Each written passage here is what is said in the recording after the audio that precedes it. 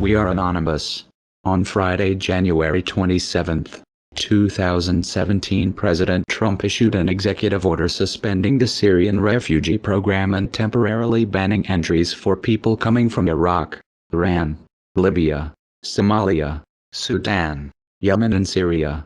The backlash has been fierce and public figures around the world have voiced their outrage. On one hand, this is understandable, given the humanitarian implications. However, one has to ask, where was this outrage when the refugee crisis was being created? Where was the righteous indignation in 2011 when the Obama administration toppled the Libyan government? First by sending in the CIA to back rebel groups that ended up having direct ties to Al-Qaeda, and then using airstrikes to finish the job.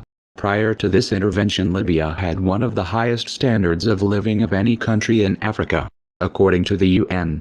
They even had free healthcare. Today the country is a failed state, plagued by ongoing violence. That's why these people are trying to escape.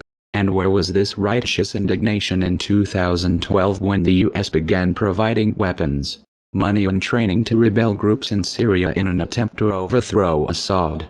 Even at the time it was known that most of these weapons were ending up in the hands of jihadists. And it was no secret that these groups were committing horrific atrocities. Again, why do you think these people are trying to escape? Then there was Yemen, where the Obama administration quietly supported Saudi Arabia's bombing campaign for over a year, before finally getting their hands dirty and launching direct airstrikes in 2016. This warmongering continued till the very end. Here's a map of where the 26,171,000 bombs Obama dropped just in his last year of office fell. Bombs dropped by Obama in 2016. It seems to me that the inhabitants of these countries would have preferred that you stand up against the wars that destroyed their homeland before and while it was happening, rather than take issue to where they are allowed to go in the aftermath. Just saying. None of this is a defense of Trump's order.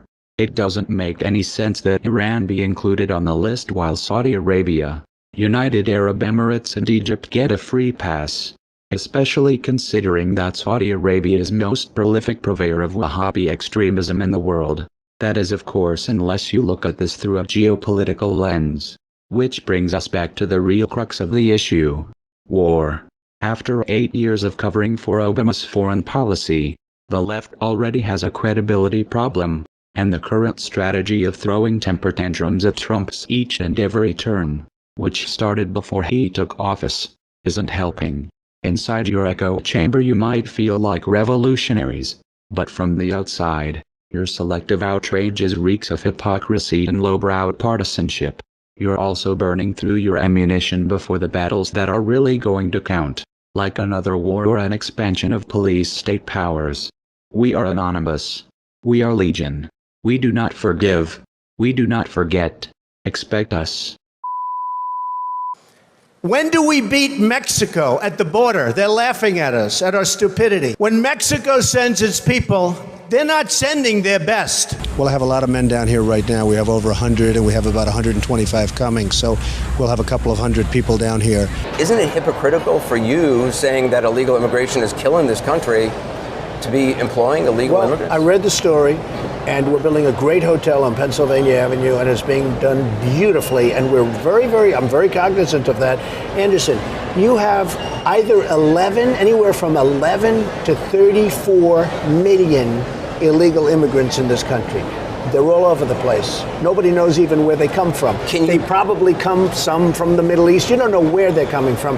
What they say is several of the men who hail mostly from El Salvador, Honduras, Guatemala have earned U.S. citizenship or legal status through immigration programs targeting Central Americans fleeing civil wars or natural disasters. Others quietly acknowledge that they remain in the country illegally. They don't give numbers. They have to give us the names because we have, illegal, or they're not going to give you names. They have to give us the names, and I have to say this. From what I heard, and I just checked it this morning because I asked the question because I read the article also, we are absolutely in beautiful, perfect shape. Now, I wish they'd give us the names. We would get rid of them immediately. Can you guarantee that you don't have illegal or undocumented workers working for you in hotel projects or various projects? I can't guarantee it. How can anyone? We have 34 million in the country. I used to hear 11, now I hear it's 34 million. I can't guarantee anything. Donald J. Trump is calling for a total and complete shutdown of Muslims entering the United States until our country's representatives can figure out what the hell is going on. There be a database system that tracks the Muslims here in this country? There should be a lot of systems beyond database. I mean, we should have a lot of systems. And today you can do it. But right now we have to have a border, we have to have strength, we have to have a wall, and we cannot let what's happening to this country happen. But that's something your White House would like to implement. Oh, I would certainly implement that.